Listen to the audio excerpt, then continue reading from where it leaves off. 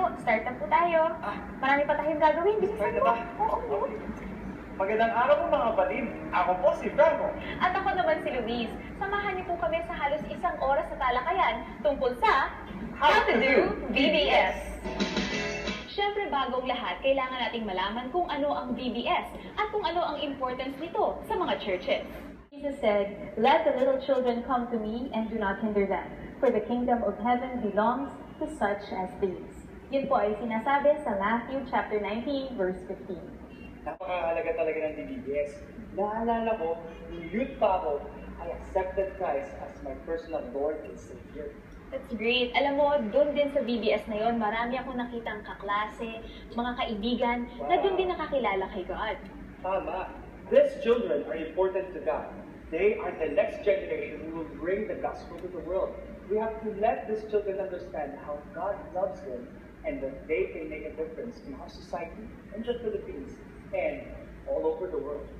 Pero how can we effectively bring this message to them? Of course, hindi lang tayo dapat may heart to do this. We also need to be skilled.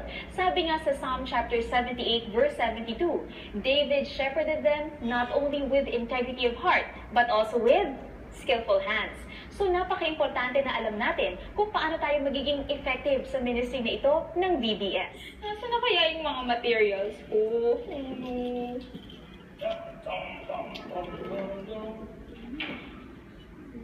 Luis, ano ginagawa mo dyan? Hinahanap ko nga yung mga materials ko para sa VBS. Hindi ko naman sila makita. Nako, VBS na bukas. Paano yan? Oo nga, di ba? Kaya nga hinahanap ko na nape-pressure na nga ako. Hindi ko sila makita.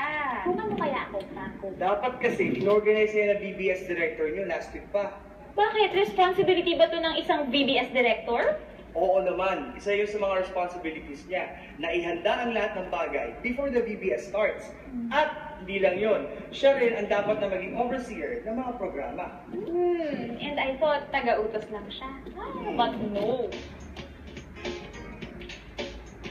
Of course, after that, kailangan naman ma-build mo ang VBS team mo na tutulong sa'yo sa pag-execute ng VBS program ninyo. Make a list of people who have served in VBS for the past years. Include also a list of teachers who are actively involved in your Sunday school. Check the staff chart and assign the people from your list in each box you have enlisted through a special meeting. Give them a copy of the responsibilities. Share with them some stories of people who were saved because of VBS. Praise God for the team that God has given you this year.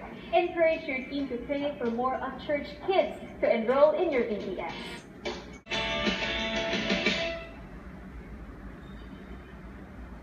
Ay naku, ang mga beginners, sobrang kulit. Pero ano nga bang dapat natin gawin para ma-keep natin ang kanilang atensyon at makinig sa inyo?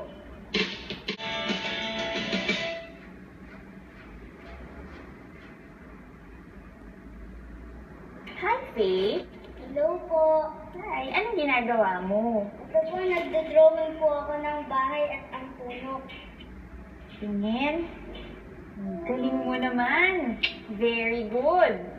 Sige, draw ka lang dyan, ha? Ang mga children too ay open na sa maraming bagay, ngunit confused pa rin sila sa tama o mali. Sila ba ay dapat na ituring bata o teens na rin? Paano nga ba natin dapat i-handle ang VBS class? Tayo kailangan na i-consider ng mga bagay-bagay tulad ng planning calendar, publicity tips, budgeting, at most of all, kung paano natin mai-insert ang evangelism during our VBS. Wow, ang dami pala nun. Ito, unahin na natin ang planning calendar. Wow! Parang ang galing gawin, no? Eh, ang problema, yung budget. Paano natin mamamanage ng husto yung money na para sa VBS? O ano, kaya mo na ba makipagsapalaran sa VBS? Nakita mo na ba kung saang age group ka pinaka-effective magturo? Ikaw, Franco. Siguro sa music. Pwede ako maging music director. Music, alam pala ako sa director position na ako. Snack director. Yun yata yung pinakamasarap na, huwag yung gagayahin yun na. Sige na, Franco, go ka na. Pero alam niyo na po ba kung paano mag-organize sa VBS sa church niyo? Sana nakita ninyo at natutunan kung paano magiging worthwhile ang inyong VBS. Hey, ikaw, as a VBS teacher, are you already skilled to be part of this ministry? Oo naman, pero syempre, Dapat nating tatandaan na hindi tayo magiging effective sa VBS program kung hindi nagiging intimate yung devotion natin with God. Ang lahat ng ito ay overflow ng ating personal devotion with Christ. Kung hindi natin nurture yun, wala tayong maipapasa sa ating mga estudyante. Nawa po ay sa bawat araw ng ating buhay, isipin natin na we are to proclaim God's Word through the way we live as His anointed people, as leaders, na sa bawat segundo, kahit saan, not only in the classroom, isinasabuhay natin ang gospel. Sana po ay nakatulong kami sa pagbibigay sa inyo ng kaalaman kung paano mag-organize ng isang VBS program. And please let us know how this video has been of help to your ministry and what else we need to create to be of service to you again.